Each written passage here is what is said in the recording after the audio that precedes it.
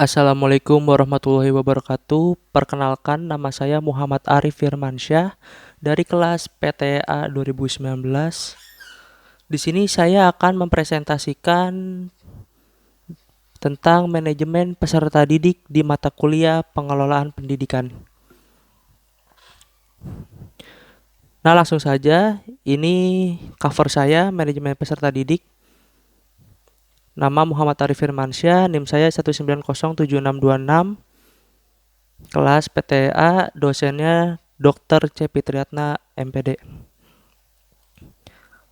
Hal-hal yang akan kita bahas pada bab manajemen peserta didik kali ini adalah pengertian manajemen peserta didik yang pertama.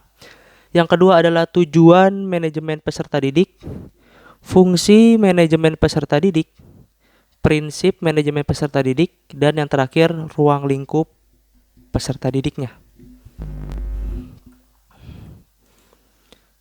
Nah, sebelum kita berbicara lebih jauh tentang manajemen peserta didik, kita akan mengetahui pendapat-pendapat para ahli tentang manajemen peserta didik. Yang pertama adalah George Robert Terry. Beliau bilang kalau manajemen sebagai pencapaian tujuan yang telah ditentukan sebelumnya melalui usaha orang lain. Selanjutnya adalah Profesor Dr. Sondang P. Siagian. Beliau berpendapat manajemen sebagai kemampuan atau keterampilan untuk memperoleh suatu hasil dalam rangka mencapai tujuan. Jadi hampir sama lah ya pendapat kedua mereka tentang kita harus berusaha untuk mencapai tujuan. Selanjutnya yang ketiga ada De Lianggi. Beliau berkata kalau manajemen itu sebagai segenap perbuatan menggerakkan sekelompok orang atau mengarahkan segala fasilitas dalam suatu usaha kerjasama untuk mencapai tujuan tertentu. Hampir sama, cuma kalau De Lianggi ini dia lebih ke menggerakkan suatu kelompok seperti itu. Selanjutnya adalah Stephen J. Knezevic. Manajemen peserta didik atau Pupil Personal Administration adalah suatu layanan yang memusatkan perhatian pada pengaturan, pengawasan, dan layanan siswa di kelas dan di luar kelas. Seperti pengenalan, pendaftaran, layanan individu, seperti pengembangan keseluruhan kemampuan, minat, kebutuhan sampai ia matang di sekolah. Jadi si Stephen J. Knezevic ini lebih ke manajemen peserta didik, sedangkan tiga pendapat para ahli sebelumnya lebih ke manajemen secara umum. Selanjutnya, nah, pengertian manajemen peserta didik. Manajemen secara umum, jadi manajemen peserta didik itu kita harus mengetahui dulu apa itu manajemen, apa itu peserta didik. Manajemen secara umum, manajemen adalah suatu proses yang dilakukan agar suatu usaha dapat berjalan dengan baik.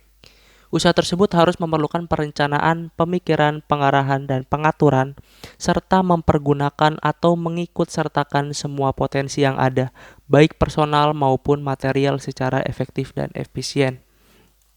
Selanjutnya ada peserta didik. Apa sih peserta didik itu? Peserta didik adalah orang yang mendapatkan pelayanan pendidikan sesuai dengan bakatnya, minat dan kemampuan agar tumbuh dan berkembang dengan baik, serta mempunyai kepuasan dalam menerima pelajaran yang diberikan oleh pendidiknya. Jadi si peserta didik itu adalah subjeknya dari hal manajemen yang akan dibahas. Nah, ketika kedua hal manajemen dan peserta didik dikomparasikan, mengandung arti yaitu sebagai usaha pengaturan terhadap peserta didik mulai dari peserta didik tersebut masuk sekolah hingga mereka lulus. Maksudnya apa sih? Maksudnya adalah manajemen peserta didik itu bukanlah dalam bentuk kegiatan-kegiatan pencatatan peserta didik aja, tapi juga meliputi aspek-aspek yang lebih luas. Secara operasional dapat dipergunakan untuk membantu kelancaran upaya pertumbuhan dan perkembangan peserta didik melalui proses pendidikan. Contohnya kayak pihak sekolah tidak hanya mencatat nilai-nilai murid dalam lembar kertas, kayak misalkan rapot, itu manajemen, tapi bukan hanya itu. Tapi juga bisa dengan mengadakan kegiatan ekstrakurikuler sesuai dengan minat dan peserta didik, minat dan bakat peserta didik. Selanjutnya, tujuan manajemen peserta didik. Tujuan umumnya adalah mengatur kegiatan-kegiatan peserta didik agar kegiatan-kegiatan tersebut menunjang proses pembelajaran di sekolah dapat berjalan lancar tertib dan teratur, sehingga dapat memberikan kontribusi bagi pencapaian tujuan dan tujuan pendidikan secara keseluruhan. Maksudnya adalah pihak sekolah nih mengatur jadwal kegiatan sekolah nih, mulai dari jam masuk sekolah, jam kegiatan belajar, mengajar, menentukan waktu jam istirahat. Nah, jika sekolah mengadakan kegiatan ekskul, hal itu juga harus diatur juga dalam jadwalnya nih. Kapan mulainya, kapan selesainya.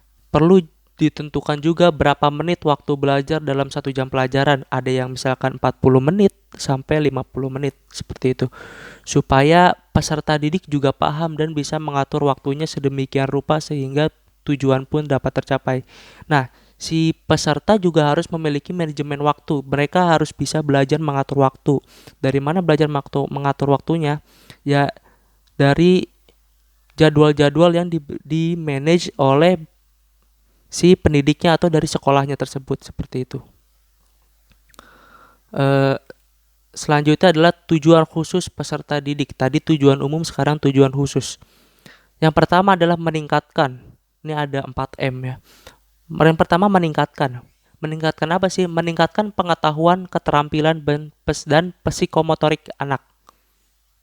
Jadi pihak sekolah itu bisa mengatur cara pengajar ke peserta didik. Misalnya dengan metode dua arah maksudnya. Atau cara yang lebih interaktif gitu. Dengan begitu peserta didik akan ikut terlibat dalam materi pembelajaran. Contohnya, kayak kita tuh sebagai misalkan ada pendidik ya. Pendidik itu tidak hanya menjelaskan aja ngomong sendiri kepada si peserta didik, tapi juga harus interaktif gitu, kayak ayo ini kayak gimana, pokoknya mengandung tanya jawab lah, atau dengan metode misalkan memakai PowerPoint, proyektor, seperti itu. Yang kedua ada mengembangkan dan menyalurkan kemampuan umum, bakat dan minat peserta didik, yaitu pihak sekolah menyediakan ekstrakurikuler untuk peserta didik demi mengembangkan minat dan bakat. Bisa juga dengan mengikuti kayak lomba O2SN atau lomba eksternal lainnya supaya mental peserta didik juga terlatih. Jadi si peserta didik tuh tidak bosan gitu, tidak monoton belajar di dalam kelas mulu, tapi pihak sekolah juga bisa menyediakan kemampuan, minat, dan bakat peserta didik di lingkungan eksternal. Yang ketiga adalah menyalurkan aspirasi, harapan, dan memenuhi kebutuhan peserta didik. Maksudnya adalah pihak sekolah mengadakan evaluasi terkait aspirasi dari peserta didik pada setiap tengah semester mungkin atau akhir semester mungkin. Nah, hal itu juga mengajarkan agar peserta didik berpikir kritis dalam membangun, maksudnya. Maksudnya apa sih, kayak sekolah ngasih selembaran atau kayak bikin form gitu.